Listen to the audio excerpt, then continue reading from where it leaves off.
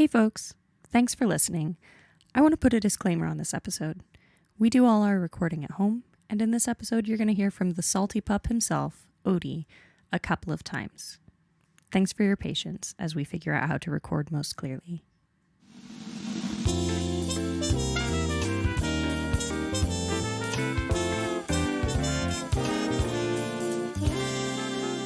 Hello, and welcome to Unsolicited, the podcast that gives fictional characters advice they did not ask for. I'm Emily Blake. And I'm Owen Evans.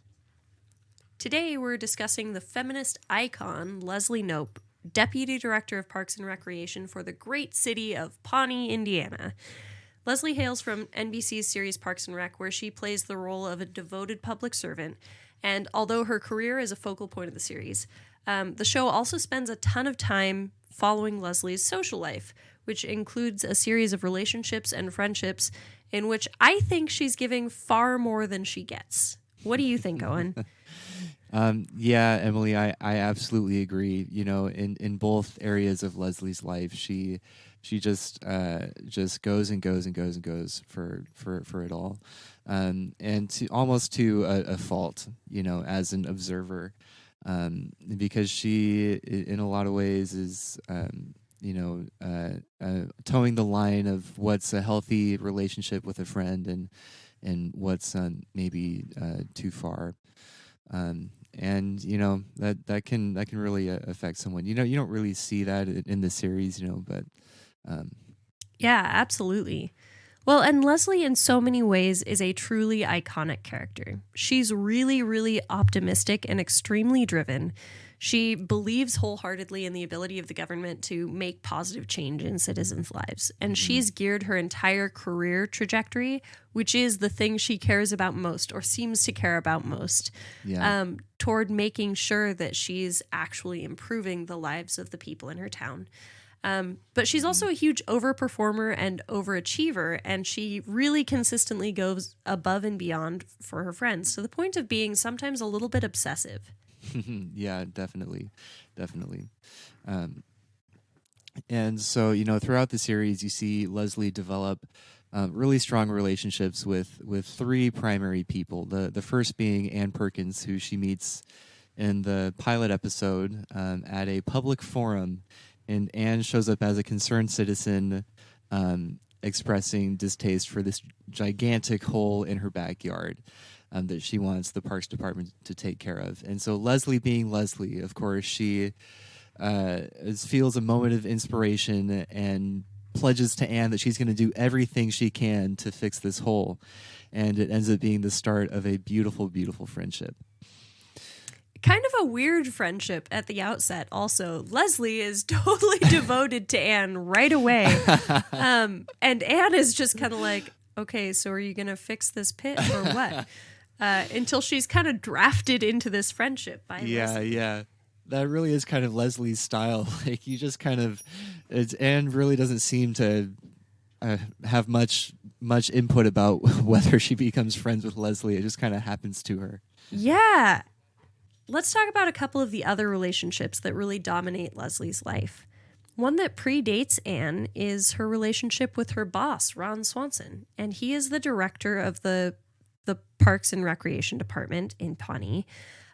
He also is a fierce libertarian. He really believes that the government is useless and that no one should be in government. So part of his motive for being in his role is that he wants to do as little as he possibly can to make sure that the government doesn't grow bigger and become more impactful in citizens' lives. Yes, he is very dearly passionate about that. In fact, he goes to some pretty fantastic lengths in some episodes to really just, you know, make sure the government is as ineffective as possible. My favorite is when his assistant intentionally schedules all meetings on days on the calendar that don't exist. And then accidentally gets the last day of 1 month wrong, and so she scheduled far more meetings than Ron could possibly take on this day, and the entire department has to start taking meetings for him. Yeah. Good morning. Why are there 6 people outside who say they're waiting to meet with me? So, you know how you love me because you haven't had a single meeting with anyone since I became your assistant? That's because every time someone calls and requests a meeting with you, I always schedule it for March 31st. Why? Because I didn't think March 31st existed. 30 days has September, April, March, and November. June and November. Today is March 31st. I know. So then how many meetings do I have today? 93. Okay. Well, you know what to do. I love that episode. So the third relationship that we're really going to focus in on today is the relationship with this guy, Ben Wyatt. Emily, can you tell us a little bit about how Leslie and Ben meet and what their relationship turns into? So initially, Ben is part of a team that is auditing the city of Pawnee. It's been determined that there's an incredible amount of government waste, shock of all shocks. And Ben and his partner are brought in to help figure out what's going on and really slash the government and make sure that funds are being used more efficiently. Yes. So at first, he comes in as this really serious, severe character, and gradually he becomes more and more human throughout the series. And eventually, spoiler alert here, ends up marrying Leslie and becoming her devoted husband and partner. Yes. With multiple two, I believe, kids that show up eventually towards the end of the series. So I think they actually have triplets. Oh, that's right. It is triplets. Yeah. So they build a beautiful little family and they get a real nice house. In Leslie's typical fashion, she just gives and gives and gives, and in her relationship with Ben, and it causes some issues at times. Yep, absolutely. So let's talk just a little bit about love languages to start. I think it's really common when we see one person giving more in a relationship than another to excuse it as a difference of love languages. What do you think, if you had to choose, what do you think Leslie's love language would be? Yeah, so Leslie shows her adoration for her friends in a lot of different ways. We see as a recurring theme throughout the show her amazing gift-giving powers. She is just a goddess among mere mortals with her gift-giving abilities, and she goes to fantastic lengths to provide that for her friends in ways that she could never even hope to be reciprocated. So there's that. Leslie spends a lot of quality time with her friends and shows her love that way in all sorts of places throughout the show. And it's hard to even categorize Leslie as having one dominant area of those 5 love languages, because she really sort of embodies them all in one adorable little package. Yeah, I agree. I would have a really hard time choosing one. If we were going to go with gift giving, let's talk a little bit about how Leslie shows her affection through gift giving. One of my favorite episodes is when Anne and Ben discover that they are both bidding in an online auction for a waffle maker for Leslie. They both want to gift it to her. It's from her favorite diner. It's an original. It's a very thoughtful gift. But Anne wants it for, I think, Waffle Day, the anniversary of the first time she and Leslie had waffles together. That's right. And Ben wants it for Breakfast Day, the anniversary of the first time they went to JJ's Diner and had breakfast together. Stop bidding on my waffle iron. Your future Mrs. Tiger Woods? I made that profile like 10 years ago. I don't know how to change it. The point is, I'm getting that waffle iron for Leslie for Breakfast Day. No, you're not. I'm getting it for her for Waffle Day. Wait, you have a Breakfast Day too? Mine's in June. Please, Ben, this is the celebration of the anniversary of the first time we hung out at JJ's, which she considers the beginning of our friendship. Well, imagine being married to her. It's like being smothered with a hand-quilted pillow filled with cherished memories. I can't believe I'm complaining about how thoughtful my wife is.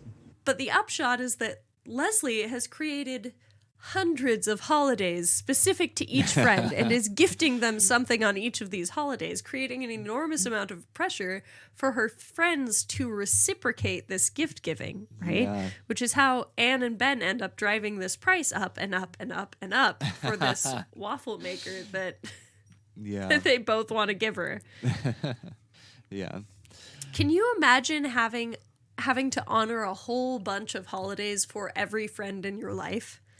That it's it's almost every day of the year, it seems like, and it's just so much work and so much effort on Leslie's part. Like there's no way she goes an entire day without buying a gift for someone. I just don't imagine that being possible. My brother, I'm gonna give a shout out to my brother here. He's a really good gift giver, to the point where I often feel like, oh man, I have no idea. I have no idea how I could, make you feel the way that this gift makes me feel, and it's cool. It's cool for me because I get awesome stuff from it. But it's also frustrating because I wish I was on his level, and I imagine that's often how these people in Leslie's life feel as well. Yeah, it seems like it would put a lot of strain on the relationship, but it's also one of those things that you can't criticize. You can't really go up to your friend and go, hey, could you give me less thoughtful gifts, please? It's really making me feel like a jerk.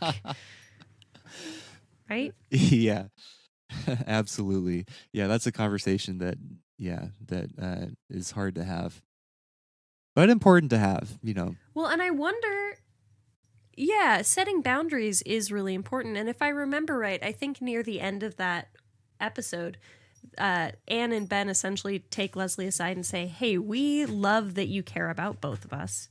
We also both care about you, but we can't do all of these holidays, Leslie. We are each going to have one holiday where you get to celebrate everything with us. And after that, we're just going to go the rest of the year and just celebrate the normal holidays that everyone else celebrates. We got to pause for a second because my dog just stole an envelope off of my desk. Okay. Odie, stop eating the mail.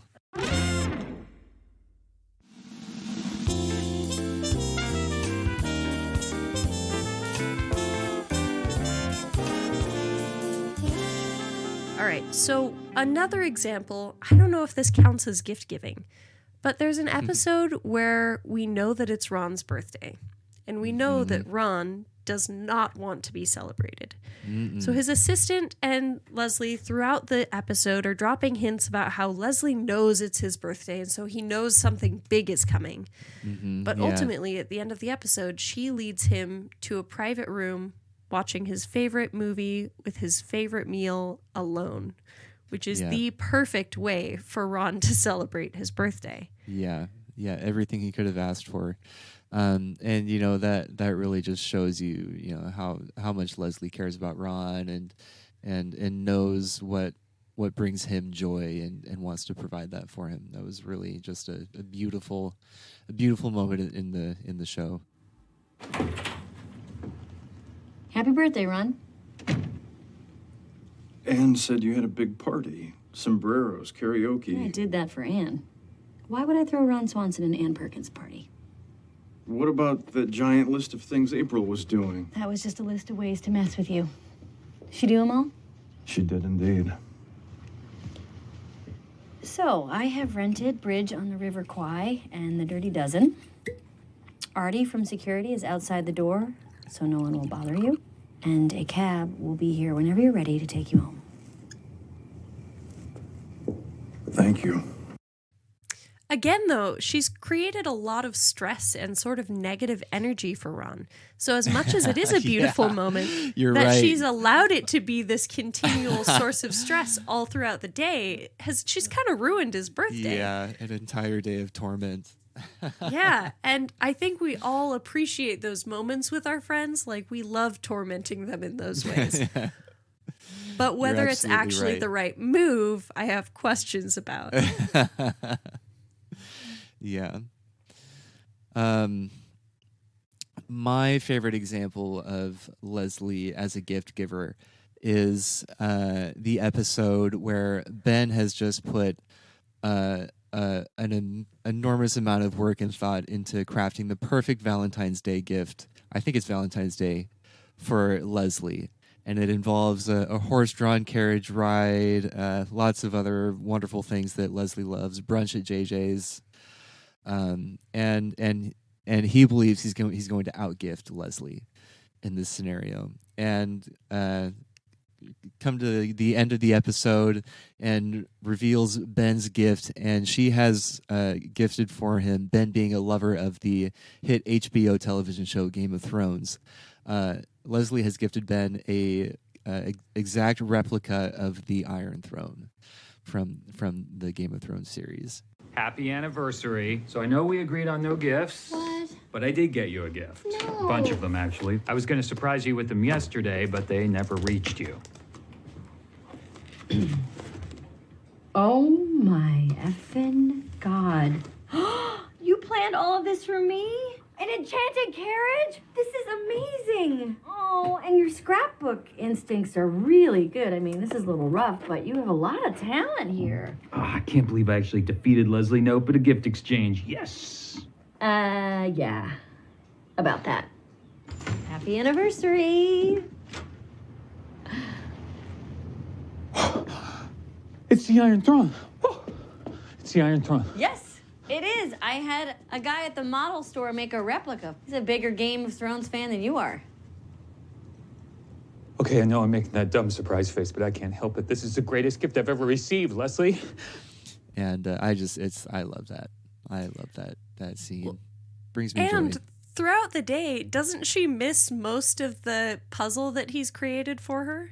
Yes, that's right. Just because of happenstance things that cause the timing to be a little weird. Yeah. Of the friends we're talking about, I think Ben is the one who comes closest to returning Leslie's energy to her.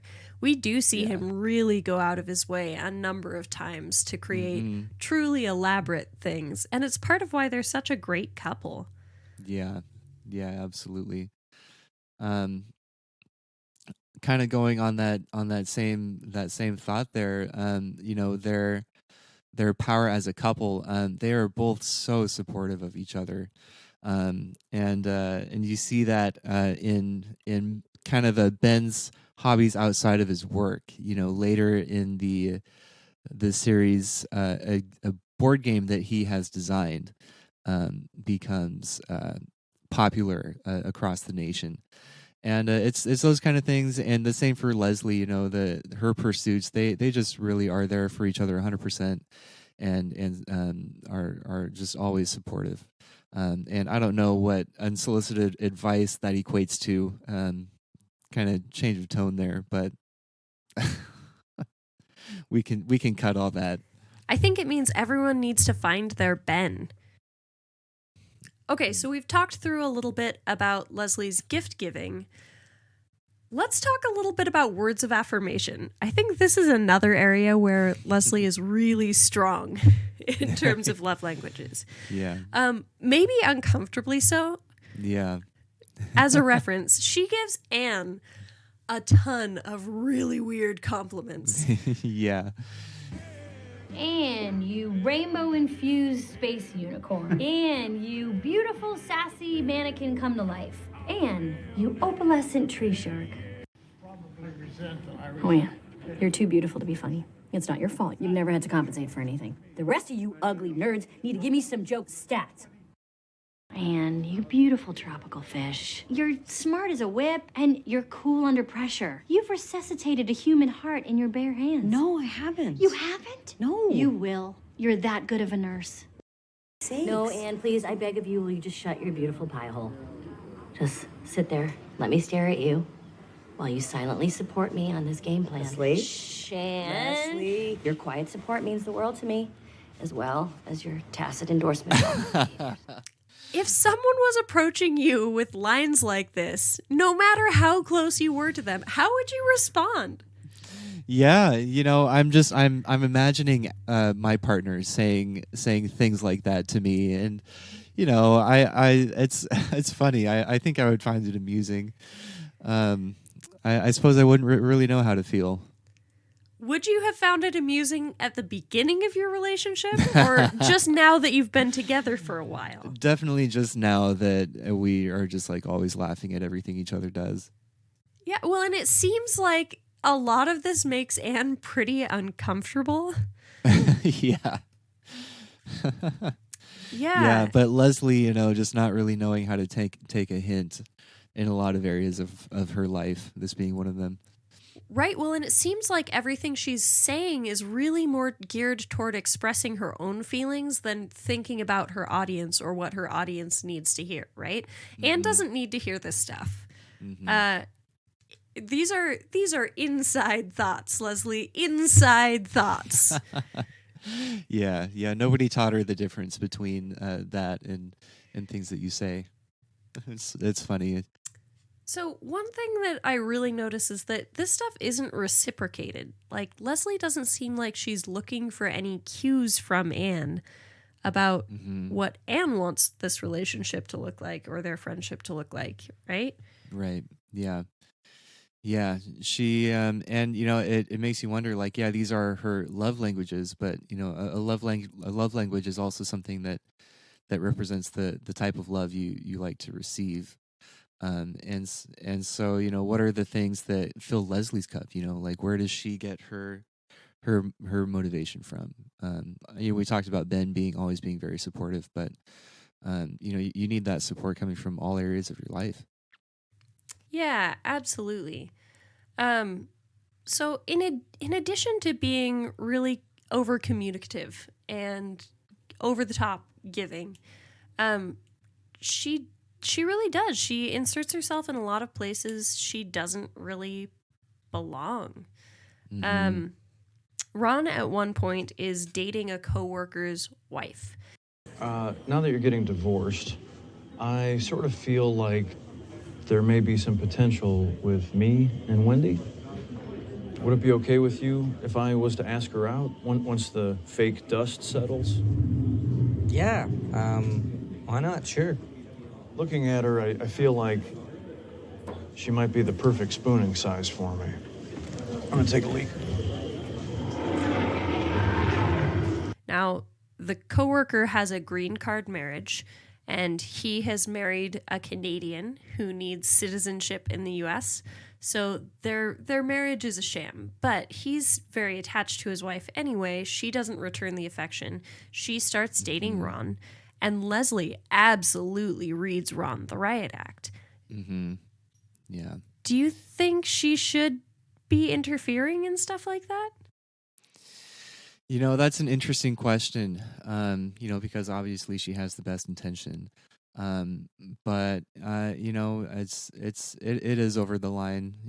To me, it's, these are adults and they're capable of making their own decisions. Ron knew that he was going to probably hurt Tom's feelings by doing this. And sometimes you just have to let things play out. Yeah. And Ron admittedly makes a lot of really questionable relationship choices. Repeatedly, he goes back to his ex-wives, all of whom are named Tammy, which, yes, coincidentally, I'm sure, is also his mom's name. All of his ex-wives are highly manipulative and really drastically change his personality. Have him wearing things he wouldn't wear and doing things he wouldn't do and saying things he wouldn't say. And Leslie intervenes with the hope of saving Ron from all of these relationships. So what's that look like? Yeah. So that's kind of the whole opposite end of the spectrum here. We see Leslie inserting herself to protect Ron, and thank goodness she did, because Ron went off the rails in a pretty amazing way. So yes, Leslie is definitely flawed in the fact that she can go too far, but those flaws that we have are also things that bring good things to us as well. Well, and on the one hand, I think as friends, we have a responsibility to look out for each other. I would want my friends to say something if they thought the relationship I was in was abusive. And I don't know if I would respond positively if they did, but I hope that they would say something anyway. By the same token, I think it's a really tough balance to figure out when we should say something about someone else's relationship. Do you think, like, what are the guiding principles for you? When do you say something versus when do you shut up and just be along for the ride? Yeah. I think there's a lot of value in learning from your mistakes. And in order for that to happen, you have to make mistakes. So, if I knew somebody that was in a situation where it was like clear that they are being harmed or could be harmed, either physically or emotionally, that's definitely kind of the place where I would feel the need to step in. So essentially, we are our friends' protectors, but not our friends' managers. Yeah, exactly. Okay. I accept that. I like it. What's your perspective? Anytime in a friendship or otherwise, if we know someone's going to get hurt, we have a responsibility to intervene, or at least to try to intervene. Now, that gets different if we offer our interjection and it is not well received, because we don't want to put ourselves at risk either. Like, if we're putting ourselves in danger instead of our friends being in danger, I don't know if that's necessarily an upgrade. But if we know that someone is doing something that's going to hurt them or that's going to hurt someone else, I think our first option is ideally to intervene with the person who is hurting someone else, the hurter, rather than the hurt. But if that's not an opportunity, and it isn't always, those people may not be in a position to listen to us, then I think we have to warn the person who is likely to be hurt. Mm-hmm. Yeah, both parts of that scenario are really tough conversations to have, but yeah, that is super important. Well, and I think the two conversations we had about Ron's relationships, the first, he was the person hurting someone else. And so Leslie intervened and said, hey, we got to think harder about the way that we're interacting here. And in the second situation, he was the one who was most likely to be hurt. But she still approached him and said, hey, I think you're going to get hurt. Yeah, definitely. Okay, so all of this leads us to some questions. What's our takeaway here? We've talked a lot about the kind of energy that Leslie is putting into her friendships, but what's she need to do? Should she be looking for better friends or lowering her output, or just keep doing what she's doing and let it be an I am the way I am situation? What do you think? Yeah, so I think the big takeaway for Leslie Knope is that that idea of balancing your career with the rest of your life, and it's all a give and take, and that's going to change. At times there are going to be things going on that draw more of your attention to your career, and that's okay. But you have to balance the scale. You have to give yourself time to do the things that really make you happy and fill your cup, along with the things that are working to advance your career. Okay. Do you have any advice that you'd want to offer to Anne and Ben and Ron? Yeah, that's an interesting place to be, because how do you accuse somebody of something when they're doing nothing wrong? And not that they would accuse Leslie, but to have that conversation where you're saying, yeah, something about our relationship needs to change, when the person you're having this conversation with is just so passionate and doing everything they can to show their love for you. It's hard to say that, hey, you're doing something wrong and I need you to change. You know what I mean? Yeah. I think my big takeaway for Leslie, I thought at the beginning of the episode that I was going to suggest that she find people who match her energy, but actually I think my piece of advice for her is to read the room. A lot of what she's doing makes people around her uncomfortable, even though it's done absolutely with the best intentions and very thoughtfully and all out of love. It seems like she really needs some practice reading some social cues and being intentional about responding to her friends' needs and cares. And I think my advice to her friends is to set some intentional boundaries. It sounds like right now they are kind of being walked on a little bit in their friendships. And Definitely. made to participate maybe a little bit more than they're ready to. And I think it's very reasonable, albeit difficult, to set some boundaries and say, hey, you are very important to me. And because you're very important to me, I'm comfortable with things looking this way. Right? So it's like anything in your life. You don't want to burn out on your career. You don't want to burn out on your passions. And you sure as heck don't want to burn out on your friends. And so in order for that to happen, you have to, take it in doses. Yeah. I think the other thing that I would like to be really clear about is that I think it's easy, because Leslie is so over the top in her friendships and relationships, to think that maybe she's someone who's not suited toward government. And I really want to push back on that idea and talk a little bit about the idea that almost all of us can take on virtually any role as the people we are. And that authenticity is really valuable, especially in government figures. Yeah. So I don't want any piece of our conversation about her social life to be taken to mean that she isn't suited for her career goals, because I just don't believe that. Yeah, no, I think you're absolutely right. And Leslie proves that time and time again, with the work that she puts into improving her town. And I think that's a criticism that comes really quickly for women as well. Often when men have indiscretions or challenges in their personal lives, they're swept under the rug and they just continue on in their careers as though they're totally separate things.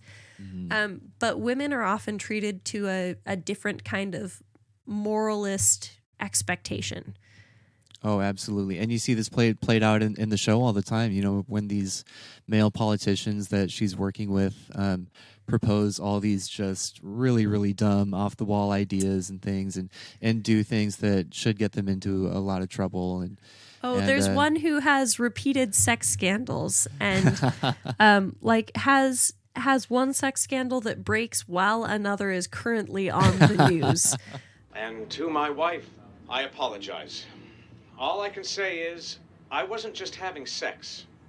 I was making love to a beautiful woman and her boyfriend, and a third person whose name I never learned. Furthermore, it was wrong of me to say I was building houses for the underprivileged when I was actually having four-way sex in a cave in Brazil. I bet cave sex is insane. Why? Because of the echoes and the humidity. In my defense, it was my birthday, and I really wanted to do it. I think it's a real shame when people focus on the tawdry details of a scandal. Personally, all I care about is Councilman Dexhart's policies, not whether he was high on nitrous and cocaine during the cave sex, which, by the way, I heard he was. One more shocking revelation in a story that just won't stop unfolding. It turns out Councilman Dexhart may have also had sex with a prostitute in the limousine on the way to and from the press conference where he apologized for having an affair. And I think at the same time he hits on the newscaster, right?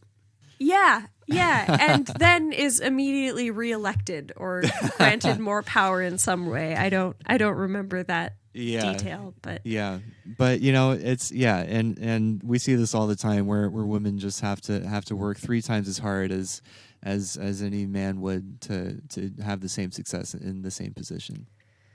Yeah, and that's a real theme of the show as well, just the amount of sexism that Leslie deals with. There's an episode where she's taking credit for something that she didn't do, and in order to make it believable, she really has to dumb herself down and just pretend to be an absolutely stupid person who has no idea what's happening. Yeah, that's right. Amazing lengths.